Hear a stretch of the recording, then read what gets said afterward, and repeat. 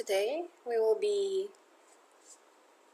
doing entity framework, but in this approach we will be using code first to generate a database out from a domain class. So before we give you an example, so let's start first with understanding what entity framework is. So entity framework is a tool that is used to access data, but more accurately, it is classified as object relational mapper. So if you notice in the diagram here, um, it, it maps data from the database into objects in the application. So more or less, it has a higher level of abstraction.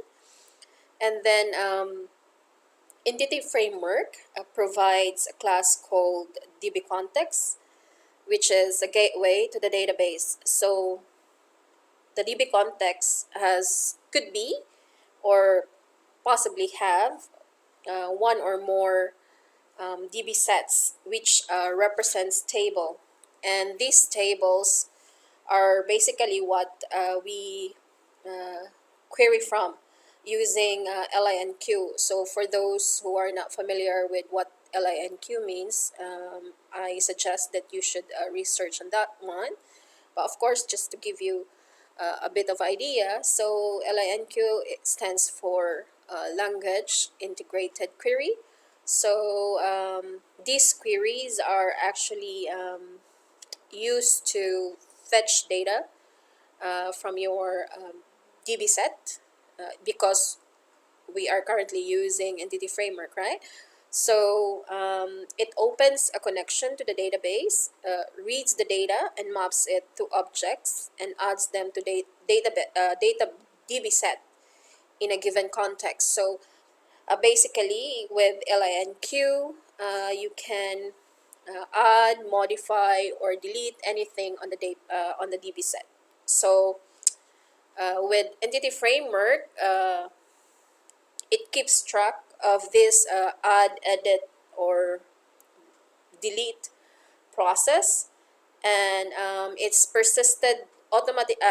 It basically the changes are persistent. Then it automatically generates SQL statements and executes it in the database. So that is basic of what an entity framework is. LINQ. Now, as I have mentioned earlier, we are going to look at code first approach. So basically, code first approach is ways or workflows on how to use the entity framework. So the first one is DB first approach, but we are not going to focus on this one today. The only thing we were going to focus today is code first, but I'll give you an example, very simple example for it. So what does the code first approach do actually? So it starts with a domain class like employee, customers, and then it lets the entity framework generate the database. Okay, so as an example,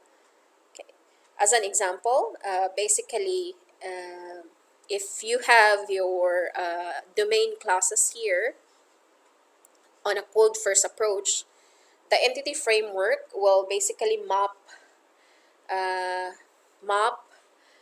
data from your domain classes and generate a database. Okay, so to show the process, so let's go to Visual Studio. So let's create first a new project here. So this project we can call maybe EF code first. Now, one thing that you need to do is to change authentication into individual user accounts because we wanted to use a database and basically we want to get also the identity or ASP.NET identity, which contains like the roles, the users, the roles assigned to the users. So we don't have to basically create those tables anymore. So we will just use what is existing within MV's ASP.NET. So after that, just click OK, and then if it's the first time to use this Visual Studio, so it takes a bit of a time basically to generate all the necessary models or classes. So if you notice from this section here, it adds all the references, all the necessary components to create your project. So more or less it will take like a bit. I will go through with the whole process so that you can see how long it takes, or how many minutes normally, or even seconds it takes to generate the project. Okay, from here, so this is your Team Explorer, but for the meantime, we will not going to use this. So let's go to your Solution Explorer. So of course, you could use shortcut, or you could just go to View and then look at the or activate the Solution Explorer. So from here, the first thing that I will gonna do is to create a model. So since Code First approach starts with the main class, so I'll start with creating a model.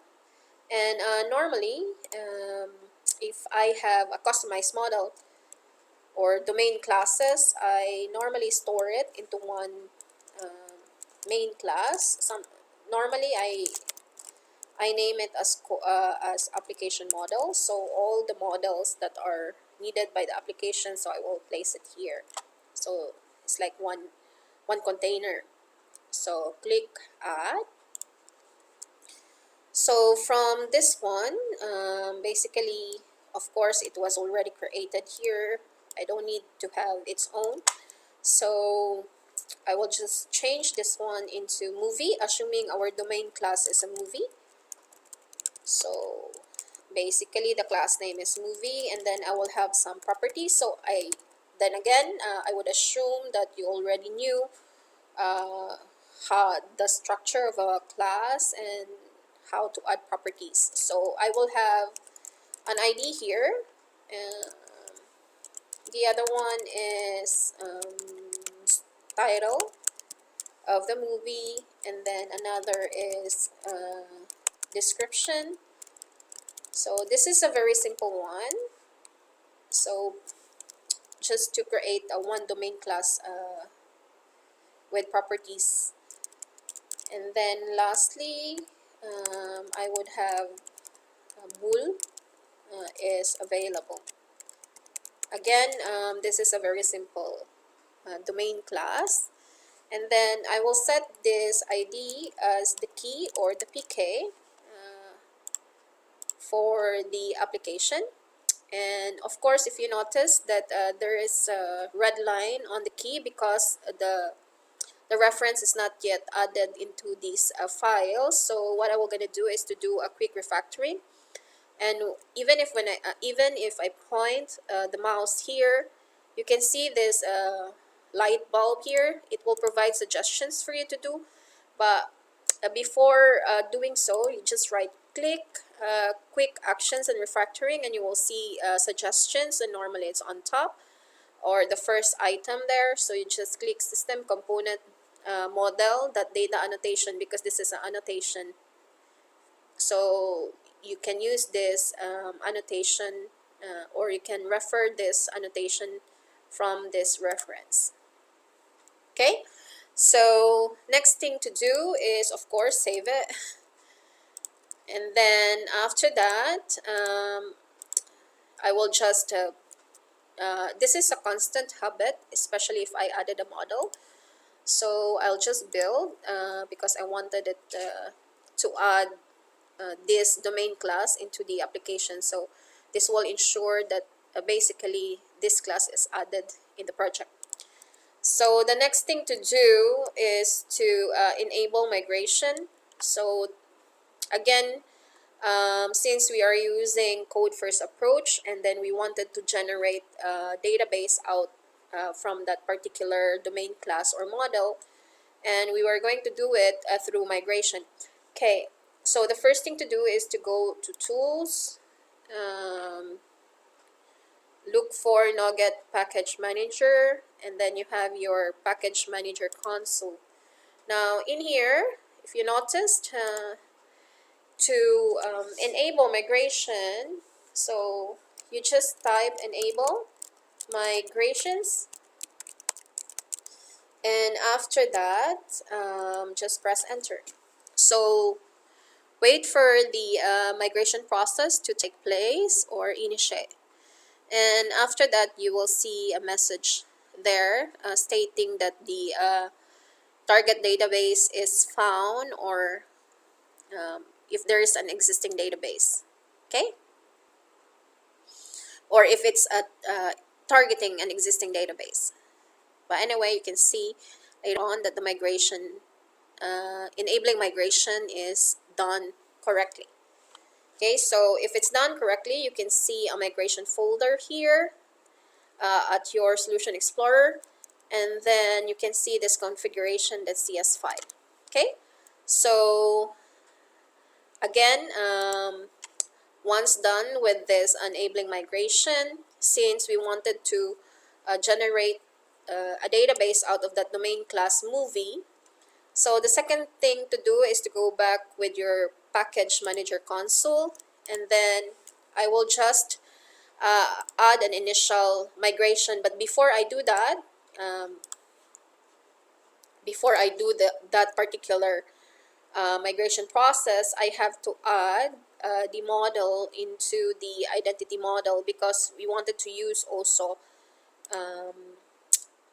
the ASP.NET models, right? So the second step that you have to do is to go to identity model, and then from your application deep context, so this is as I have discussed earlier about entity framework, so we will add our domain class dbset here. So again, I will just say public and dbset, and then again, if you look at closely here, dbset represents a collection of all entities in the context. So since I want to represent the movie, so I will type movie here, and then after that I will have my own name. So normally, because it's a collection, so I will add an S, so it's a standard. So I would have again get and then set, getter and setter. So once done, save it, and then I go back to package manager console to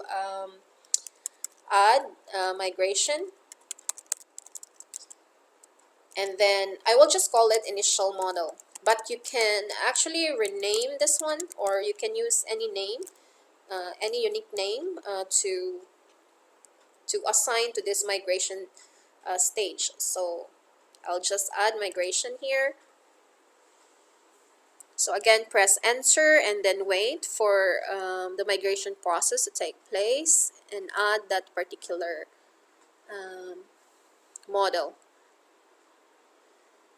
Okay, so notice that the designer code for this migration file includes a snapshot of your current code first model. So if you look at closely now, under this migration folder, you can see one particular CS file. So if you click on this CS file, initial model, which actually you name it while you were adding the migration, so you notice from here, it creates a table movie, ASP.NET, the identity. So all of this are done by the migration process. So again, it generates the database out of your domain class. So currently I have this domain class movies, right? A movie from my model here, from my application model. So if you look at the properties here, this is also the same properties that are actually migrated.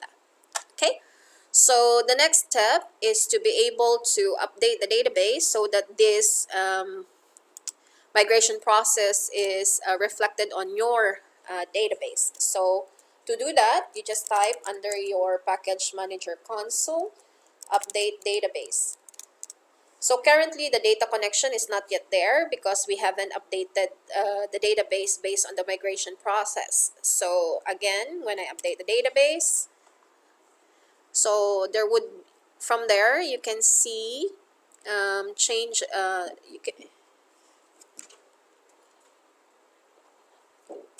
you can see that there is a default connection now.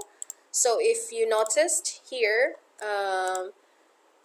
basically you can see now that you can have the movies here, again movies, and basically you can actually see the properties that had been generated out from the application model into your database table.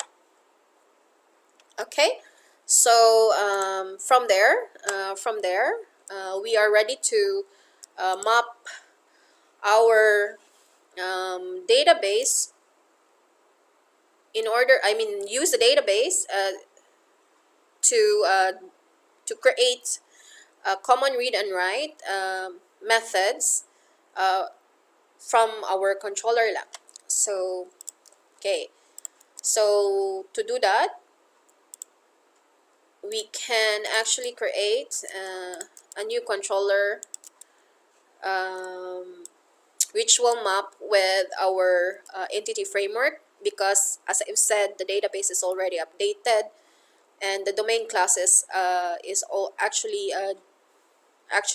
generated with a database table now.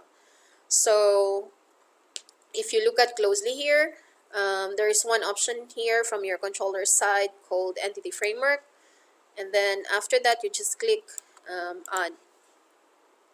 Okay, so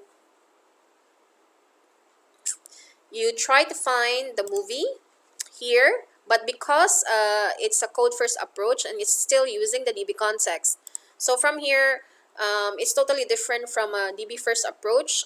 You know, don't have a DB entities here, but rather you will be going to use the DB context. So again generate views so that it will auto generate the read and write properties as well as the views for your application.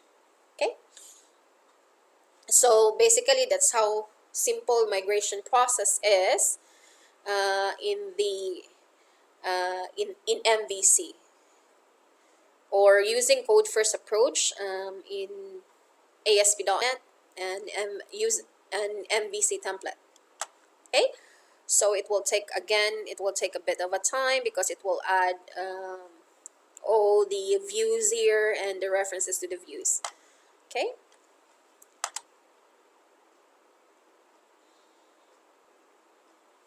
okay, so if you look at closely from the movies controller, you can have index here, details, and then you have a create, get and post, and you have also the edit. So all the basic CRUD operation is already been uh, auto-generated and mapped to your database now. Okay, so let's try to see whether we can store, but by default it will be. So let's just run our application and see if we can interact with the database or if there's no other issues connecting with the database.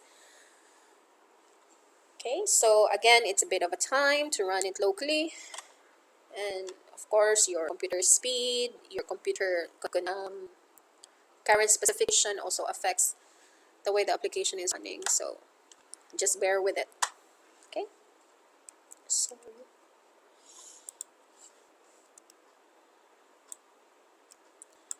so again, as I've mentioned before, you can use entity framework to do either a DB first approach or a code first approach. But with this example, we are using, okay, in this example, we are using basically a code first approach, and we actually enable migration and add migration initial model. So in any case that you need to create another class here, so again you have to have another class below. Same process. Let's say you want to add a customer domain class. So still currently loading. So if you want to add a new like a domain class below your application, I mean inside your application model class, so the important thing is that you have to add that migration again and name it uniquely, so that you would be able to use or generate a database table or DB set out from it. Okay, again, you can just add something new model here. Okay, so it takes a bit of a time. Continue waiting to see how. Again, as I've mentioned earlier, I will take you with the whole process, so I will not do like a short editing on this one, like even this loading process. So I will take all the time or record the time it spent to generate the view. Okay, so since we are going to movies and then index, because by default it's where we can actually test our CRUD operations. So I'll start with the index view here. Okay, so you notice that when I click create, then all this this design is not done. It's not me doing it. It's the MVC, and then of course it's mapped with this title. This description is available. It's mapped within your database table. So let's say we'll add one more. We'll add one data. So this data would be basically, let's say I'll just type Hunger Games again, just to have an example. Okay, and then create. So once you create, this will be added, and as I explained before, this is persistent. So if you go to your server and just refresh it and see whether the data is stored in database, of course, definitely, because again it's persistent, right? So let's try to refresh it for a while. Again, the one error that you see is a common thing, because I'm currently using it, and then after that I'm trying to see whether the records are actually inserted. So I'll just refresh it again to see whether the record is actually in the database. But of course it is inside because it was shown on your view lab. Okay, so notice that it's now inside the database table. So again, that's how simple code first approaches. If you have questions or clarifications, please write it on the comment section, and we'll be willing to answer all your questions regarding this video. Okay, thank you.